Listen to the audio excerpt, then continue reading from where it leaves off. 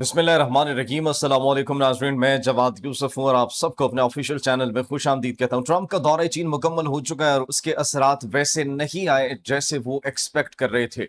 नाज़रीन, चीन ने डोनाल्ड ट्रंप को न सिर्फ उसकी औकात याद दिलाई है बल्कि ईरान के मामले पर भी लाल झंडी दिखा दी है चीन ने। जो डोनाल्ड ट्रंप वहां पर करने गए थे, जो जो मकासद थे, जो जो प्लान्स थे, आबनाए हरमस खुलवा देंगे, ईरान पर दबाव डालने के लिए चीन का इस्तेमाल किया जाएगा, खलीज के हवाले से ईरान का मौकफ तब्दील करने की कोशिश की जाएगी और चीन उन पर दबाव डालने के लिए इस्तेमाल किया जाएगा। On the other hand deals, चीन के साथ हम डील्स करेंगे। 17 सीईओस को लेकर जाने का मकसद यह था कि डोनाल्ड ट्रंप को उन सीईओस को फायदा पहुंचे, रेयर अर्थ मिनरल्स की डील्स हो। लेकिन एक भी डोनाल्ड ट्रंप का मकसद कामयाब नहीं हुआ। नाज़रीन, इसके साथ साथ डोनाल्ड ट्रंप इस दौरे के बाद अपनी औकात पर उतर आए हैं और उन्होंने ईरान के हवाले से एक नई स्टेटमेंट जारी की है और ऐसा लग रहा है कि ईरान पर अब हमला कर दिया जाएगा, क्योंकि डोनाल्ड ट्रंप को कोई भी किसी भी किस्म की उम्मीद नजर नहीं आ रही। चीन उनकी मदद करने को तैयार नहीं है। इसराइल जो है मुकम्मल तौर पर नाकाम हो चुका है। खलीजी ममालिक, नाज़रीन, जो मफादात थे, इसराइली मफादात, जो कुछ खलीजी ममालिक उनका तहफ़्फ़ुज़ करने में लगे हुए थे, वो भी मुकम्मल तौर पर नाकाम हो चुके हैं। न खलीज से डोनाल्ड ट्रंप के लिए कोई आवाज़ें उठ रही हैं कि हम आपकी मदद करते हैं, न चीन ने उनकी मदद करने को कोई हामी भरी है। तो डोनाल्ड ट्रंप और इसराइल अब मुकम्मल तौर पर अकेले रह चुके हैं। नाज़रीन, इसके साथ-साथ पाकिस्तान ने फतह 4 मिसाइल का कामयाब तजर्बा किया है और उस फतह 4 मिसाइल के कामयाब तजर्बे के बाद भारत के अंदर सफ़े मातम बिछ चुकी है। सिर्फ यही नहीं बल्कि भारत के अंदर, नाज़रीन, मजीद सिचुएशन खराब है। मणिपुर के अंदर एम्बुश किए जा रहे हैं बड़े पैमाने पर कुकी फाइटर्स। जिस तरीके से हमने आपको बताया, अजाम राइफल्स उनके हेडक्वार्टर्स के अंदर जाकर उन्होंने कब्जा किया, कैप्चर किया, उनके हथियारों को जो है अपने कब्जे में ले लिया। अब उसके बाद एम्बुश करके भारतीय फौजियों को जो है वो हलाक किया जा रहा है, उनको निशाना बनाया जा रहा है और भारतीय फौज बिल्कुल बेबस हो चुकी है। उन कबाइल का मुकाबला करने की सकत उनमें नहीं है, बिल्कुल भी वो उनके खिलाफ रेजिस्टेंस नहीं कर पा रहे, उनको रोक नहीं पा रहे, उनके खिलाफ कार्रवाई नहीं कर पा रहे। कुकी फाइटर्स आते हैं, निशाना बनाते हैं और चले जाते हैं और ये भारतीय फौजियों के लिए, अफवाज के लिए एक वाज़ेह पैगाम है। ऑन दी अदर हैंड, नाज़रीन, जो ईरान की जानिब से अमरीकी धमकियों का रिस्पॉन्स है, वज़ीर ख़ारजा अब्बास इराक़ची ने साबित कर दिया है कि ईरानी कौम किसी से भी नहीं डरती, किसी के बाप से नहीं डरती और अगर इस मर्तबा जंग हुई तो उसके नताइज मुख्तलिफ हो सकते हैं। नाज़रीन, इस पर भी आज हम बात करेंगे। सबसे पहले नाज़रीन बात करते हैं डोनाल्ड ट्रंप के विजिट की। डोनाल्ड ट्रंप का ये जो विजिट था, इस विजिट को डोनाल्ड ट्रंप के लिए बड़ा ही बुरा विजिट करार दिया जा रहा है। क्यों? क्योंकि कुछ गेस्चर्स इसमें ऐसे थे कि जिनसे ऐसा लगा कि डोनाल्ड ट्रंप के साथ आया हुआ वफ्द बिल्कुल हवास बाख्ता हो चुका है, अपना कॉन्फिडेंस लूज कर चुका है।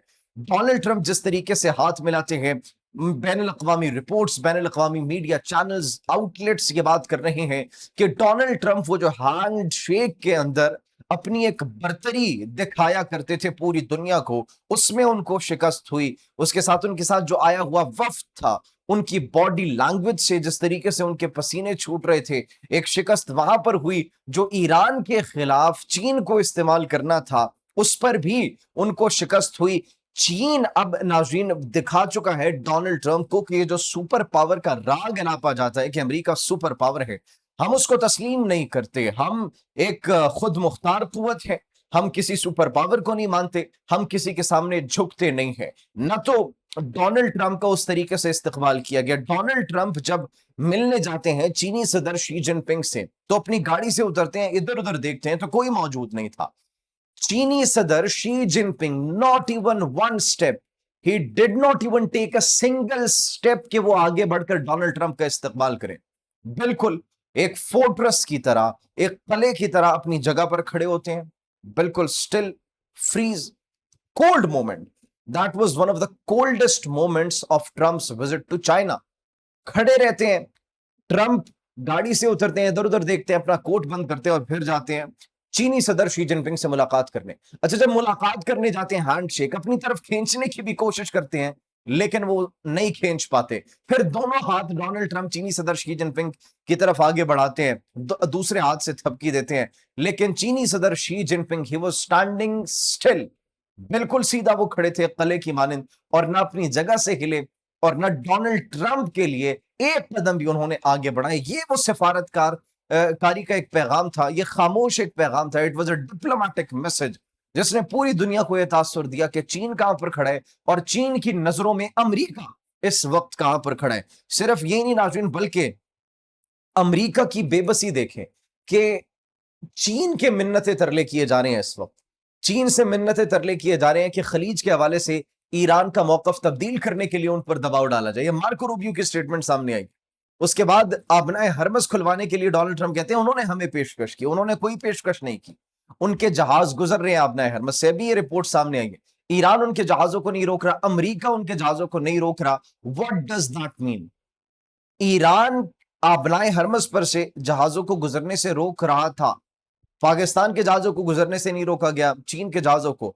इवन अमेरिका अब चीन के जहाजों को नाकाबंदी तो उन्होंने भी की हुई है, लेकिन उनके जहाजों को नहीं रोक रहा। What does that mean? एक सुपर पावर जो खुद को सुपर पावर क्लेम करता है, नाकाबंदी उन्होंने की हुई है, हर जहाज को गुजरने से रोक रहे हैं, लेकिन चीन के जहाजों को रोकने के अंदर उनकी हिम्मत सख्त नहीं है। फिर जो मिलिट्री प्रेजेंस शो की चाइना ने, दैट वाज ट्रूली रिमार्केबल। अपने जो हथियार और अपने वेपन्स उन्होंने शो किए।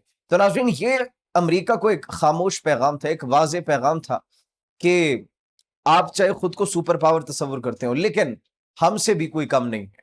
हम आपको super power, because we are an absolute power by ourselves. हम खुद एक ताकत हैं, और अगर हमारे साथ कोई ताल्लुकात खराब करने की कोशिश की तो नुकसान आपको ही होगा। ट्रिलियंस ऑफ डॉलर्स की इकॉनमी नाज़रीन चाइना की। तो ये एक्चुअली जो पैगामात दिए गए, उससे लग रहा था कि अमेरिका की कोई डील नहीं हुई, अमेरिका की कोई एक्चुअली दाल नहीं गली।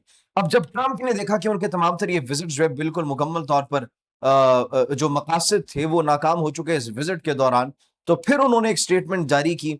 जाने से पहले, वापस जाने से पहले उन्होंने ये कहा कि ईरान को एक्चुअली एक धमकी दी, अगर तेहरान ने अमेरिका के साथ मुआहदा ना किया तो उसे मुकम्मल तौर पर तबाह कर दिया जाएगा। अपनी औकात पर एक्चुअली आ गए डोनाल्ड ट्रंप, अपनी औकात पर आ गए और उन्होंने धमकी दी। किसको धमकी दी? उन्होंने धमकी दी ईरान को कि एक दिन के अंदर हम तुम्हें तबाह कर देंगे।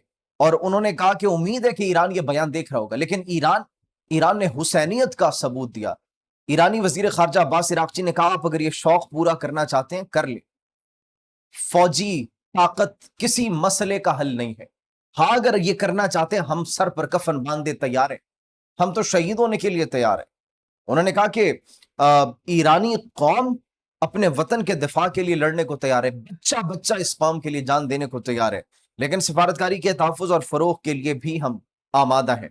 तो this was the clear message from Iran, जो कि अमेरिका ने रिस्पॉन्स दिया। उसके बाद ऑन दी अदर हैंड नाज़रीन, अभी जो भारत के लिए एक बहुत बुरी खबर है वो ये है कि पाकिस्तान ने फतह 4 मिसाइल का कामयाब तजुर्बा किया है, और भारत के अंदर सफ़े मातम इस वक्त बिछ चुकी है। भारत ये कह रहे हैं कि फतह 1 ने जो हमारा हाल किया था, उसके बाद अब फतह 2 आ गया, फतह 3 आ गया और फतह 4 मिसाइल आ गया, तो अब तो हमारी खैर नहीं है। तो भारत में इस वक्त सोग मनाया जा रहा है। क्यों सोग मनाया जा रहा है? पाकिस्तान की जो कैपेबिलिटीज दिन ब दिन बढ़ती जा रही हैं, उन कैपेबिलिटीज को देखते हुए एक्चुअली भारत की नींदें हराम हो चुकी हैं। तो फतह 4 मिसाइल बड़ा एक कामयाब तजुर्बा, 750 किलोमीटर की रेंज बताई जा रही है, और ये एक्यूरेसी इसकी नाज़रीन बड़ी जबरदस्त एक्यूरेसी है। सब सोनिक है, 0.7 मार्क की इसकी स्पीड है, और इसके साथ साथ 350 किलोग्राम के करीब, 330 से 350 किलोग्राम के करीब ये वॉरहेड ले जाने की सलाहियत रखता है। 50 मीटर तक नाज़रीन ये बिल्कुल तबाह। स्टेल्थ कैपेबिलिटीज इसके अंदर मौजूद है, सर्वाइवेबिलिटी इसके अंदर जो है वो हाई लेवल की मौजूद है, और ये एडवांस्ड नेविगेशन इसके अंदर मौजूद है। हाई वैल्यू टारगेट्स को हिट करने के लिए इस्तेमाल किया जाता है। तो भारत की नींदें इस वक्त हराम हो चुकी है, न सिर्फ पाकिस्तान के कामयाब तजर्बों की वजह से, बल्कि मणिपुर के अंदर जो इस वक्त हो रहे भारतीय फौजियों के साथ, वहां पर कबायली आते हैं, रेजिस्टेंस के ग्रुप्स आते हैं, भारतीय फौजियों को मारकर चले जाते हैं, और वो कुछ भी नहीं कर पा रहे। कुकी फाइटर्स ने 3 भारतीय फौजियों को अभी एक एम्बुश के अंदर मार दिया, जहन्नुम वासिल कर दिया, और वो कुछ भी नहीं कर सके। तो ये अब भारत चीखें मार रहे कि पाकिस्तान इनकी मदद कर रहा है और चीन इनकी मदद कर रहा है, और ये सिर्फ उनकी एक रियासत नहीं बल्कि 7 सिस्टर स्टेट्स के अंदर यही हाल है, जहां पर रेजिस्टेंस की जो तहरीकें हैं वो दिन ब दिन जोर पकड़ती चली जा रही हैं। तो ये एक्चुअली भारत के लिए एक बुरी खबर है, और बुरी खबरें मजीद उनके लिए इंतजार कर रही है। तो नाज़रीन, ये फिलहाल की डेवलपमेंट्स थी। जैसे कोई मजीद डेवलपमेंट आती है आपकी खिदमत में हाजिर होंगे। तब तक के लिए मुझे इजाजत दीजिए। अपना बहुत ख्याल रखिए। अल्लाह निगहबान।